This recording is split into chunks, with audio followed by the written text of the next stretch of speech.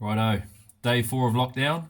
Someone suggested that I make a video about the different lures I have, so I thought that was a pretty good idea. So I figured I'm going to talk through plastic lures versus wooden lures, and some of my thoughts around why you might choose either or.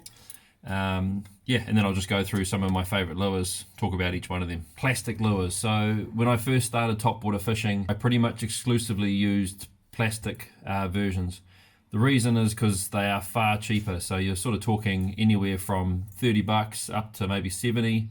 The plastic lures are good in that they give you a really reliable action, so they're really easy to use.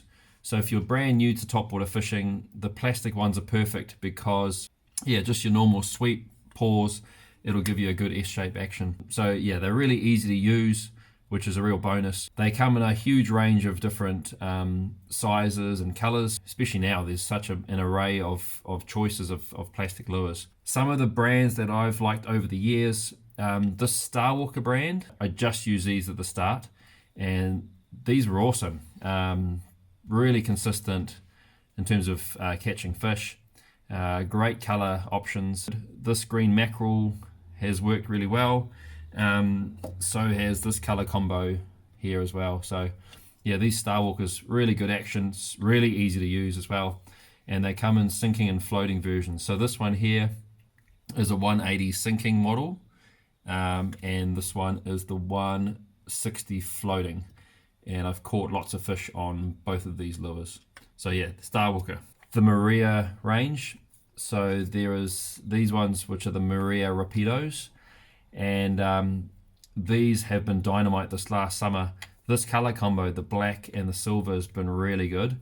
They come in a 230 size and I think maybe like a 160 length as well. Really good action. You can do a lot with these, and they're probably the closest plastic lure to a wooden one in terms of what you can do with them.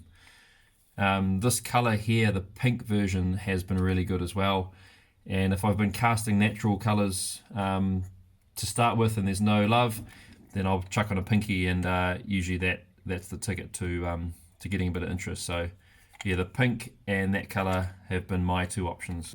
Another really good plastic lure this summer has been the Maria Duck Dives. So they're kind of like a hybrid between a traditional popper and a stick bait. So they've got a smaller cup face, which gets a good spray on top of the water, good bit of action, but then once you get them going underneath, they still have a bit of a stick bait action too. Love the length of these, and the kingies love them too. The bonus with these is that if you've got a newbie mate who's brand new to fishing or is just not very good, you can give them one of these and they just can't go wrong. So just about anything they do with it is going to work. So they can do short jabs with it, they can do long sweeps, you can even just wind this thing straight in, and you're definitely going to get follows, if not a hit. So yeah, that's the Maria Duck Dive. Really good lures. Cool, so then moving on to the wooden lures. So well, my theory is that there are so many plastic lures being thrown around these days, because they're cheaper and because lots of people starting out topwater are going to go for a plastic option.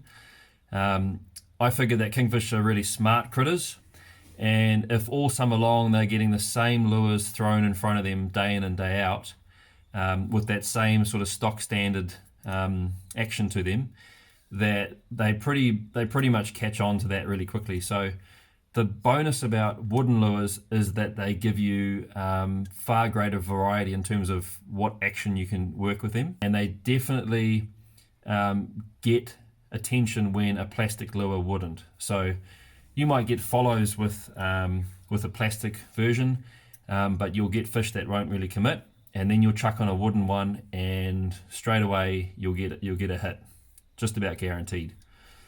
They are far more expensive, so that's something to consider. So it took me ages to sort of gain enough confidence to back my FG knot to start throwing these ones off the rocks. At the start I was really precious about these, like I wouldn't want to cast them unless I was pretty much fishing over sand. But yeah, once you gain a bit of confidence with your knots, and if your gear's good enough and you can really back yourself if you hook something that you're going to be able to land it, or at least give yourself a really good shot, and then that's when I started looking at these more expensive lures. Right, so some of my favorite wooden lures. So I've talked a lot over the years about OTLs. That's just because they're super consistent. So this lure here in the bleeding mullet color has caught by far the most kingfish for me. This was the one I had previous, and it caught fish right up until that state there. I could probably still throw this around and catch fish in it. So even after a beating, they're still going to produce the goods. So yeah, that's the 100-gram chop, which is, I think, the most popular OTL ever. So bleeding mullet's my favorite color. These pipers from OTL, they come in two different sizes. They come in a big dog like that and a smaller one. I've actually had more joy out of the smaller one, especially around marker buoys, especially when the anchovies are balling up and you just sort of cast these amongst, along the fringes of those workups. That's been really good. Haven't had as much joy with the bigger one, but I think if I ever travel to the islands, or maybe when I'm up in the far north, I reckon that one might be the go as well. So yeah, OTL Piper, really good lure as well. Obviously the Moocher Hunter's Crispy is yet to really be tested. But again, that's a new lure that's available now. So the first batch is just about ready. You can order these through me. Just message us on Moocher Hunters. So yeah, that's the Crispy. Yeww.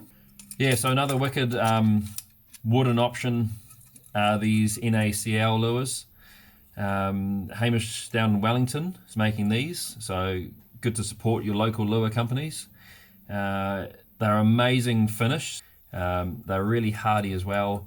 There's a video of him smashing one with a hammer, and yeah, it's sweet. So the finish, the epoxy is really good, and they have a really nice action to them too.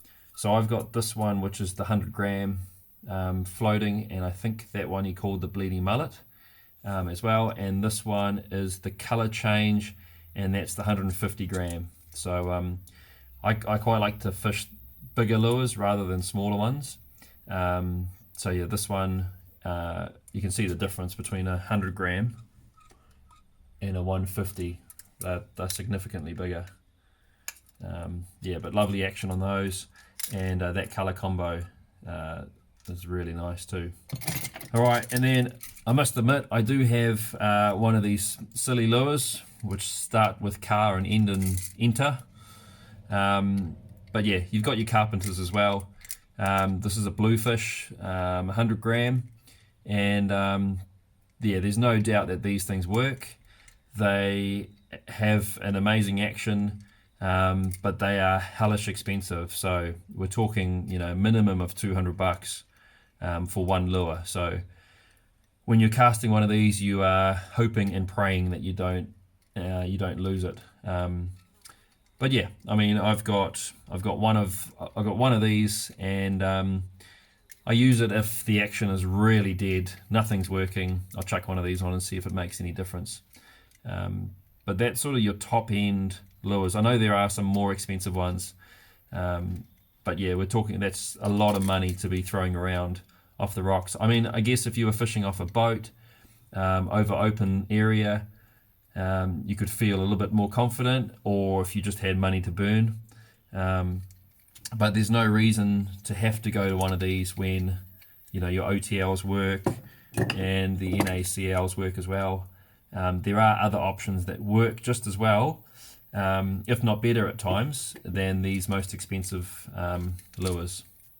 Cool, so that's a quick roundup of why you might choose a plastic lure over a wooden one, and some of my picks. Hope you've enjoyed.